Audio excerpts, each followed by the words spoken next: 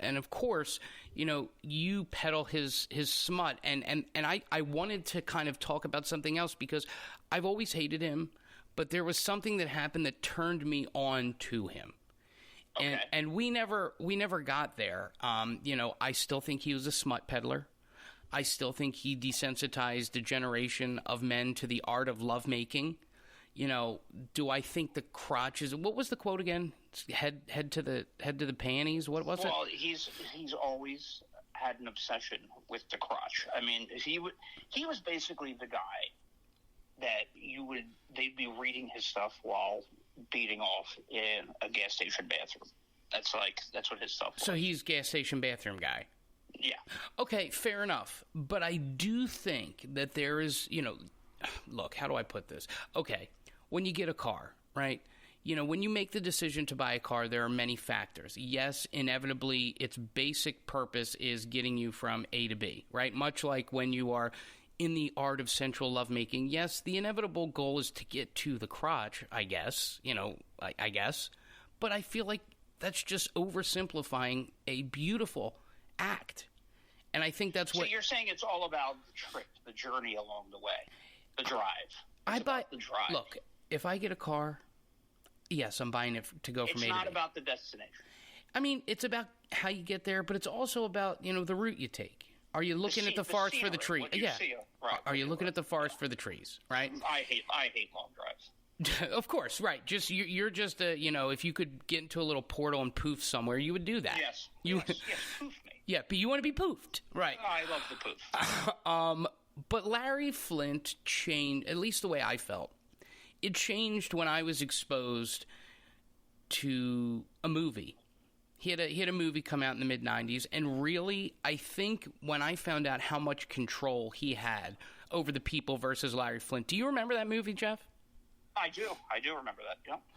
Is there anything that sticks out to you about that movie? For example, like, do you remember any scene? Do you just remember how that movie made you feel? I mean, what was your initial impression, or did it not move you? I don't think that people understood him, And mind you, this was the mid-'90s, at the time when this all came out. So, and people were after him for, they said he was breaking laws and doing all kinds of stuff. So, look, decency laws. Right. Let the man be. And enjoy the smut. Right. And if you don't want the smut, you don't have to buy it. And, right. This, like you said, this movie came out right after his big Supreme Court case, and he actually won, which, surprised a lot of people. Free speech. And, he's made a lot of decisions in his life. And I would say that the majority of Americans maybe know about him because of his decision to have this movie about him, but it's really in who he cast, because he had final say in casting of The People versus Larry Flint. And look, it's no secret that I am a huge Cheers fan. Taking a break from all your worries. Sure can help a lot. You want to sing it with me? Wouldn't you like to get away? No, you're not gonna. No. Okay, no, not even a little bit. Didn't that bar close?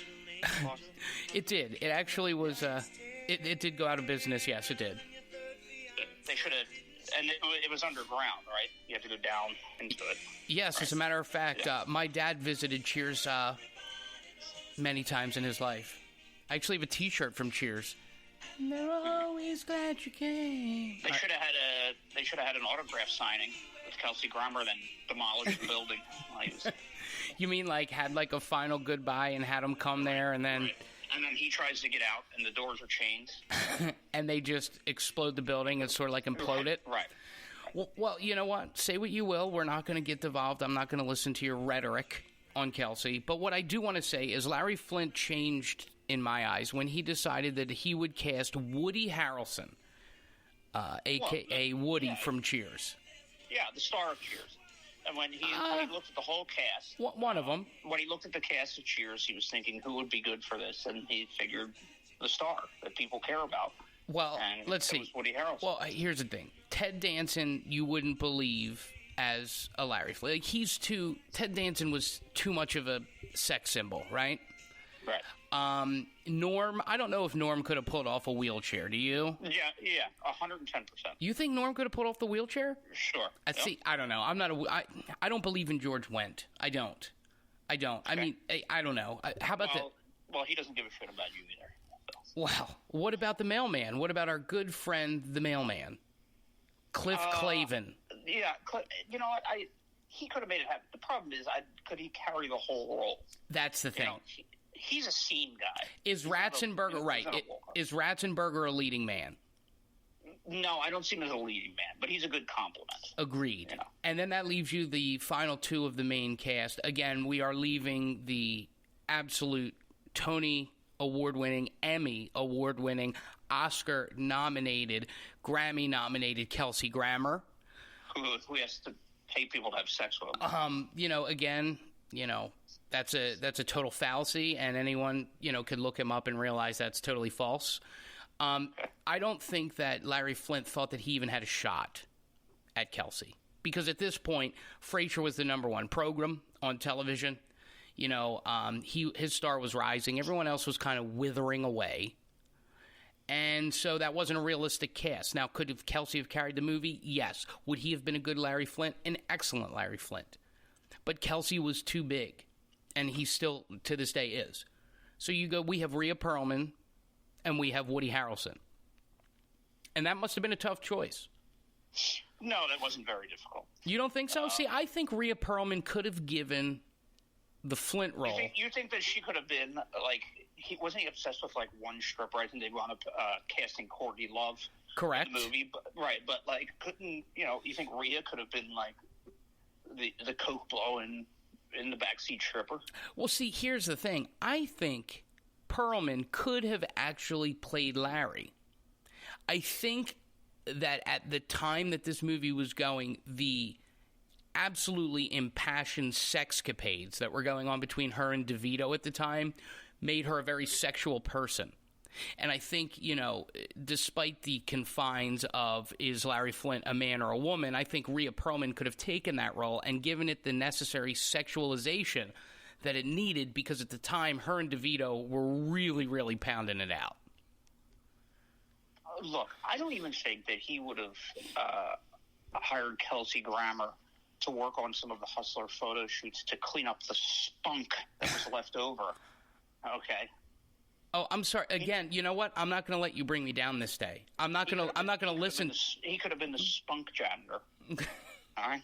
Okay. All right. That's okay. Kelsey. Hey, you know what? When they get done the sex scenes and it's a little dirty in there, they whistle for the spunk janitor, and then he comes on in and he starts cleaning up on his hands and knees. See, and you know what? You know how I know that. See, this is why this isn't affecting me today, because and then when he's in there cleaning the room where they do all the photo shoots, and he thinks he's done, Flint comes wheelie wobbling in and tells him, "You missed a spot." And then when he goes down to clean up the rest of the spunk, he hits him with his wheelchair.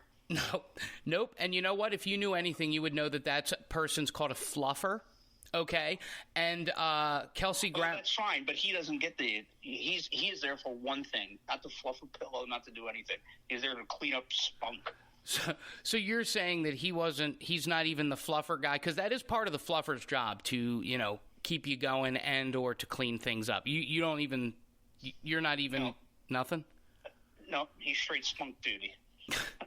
And Rhea's doing the rest, or what? And Rhea can do whatever the hell she wants. Rhea's fluffing. And we whistle and spunky at the end. Here's the unemployment choo-choo.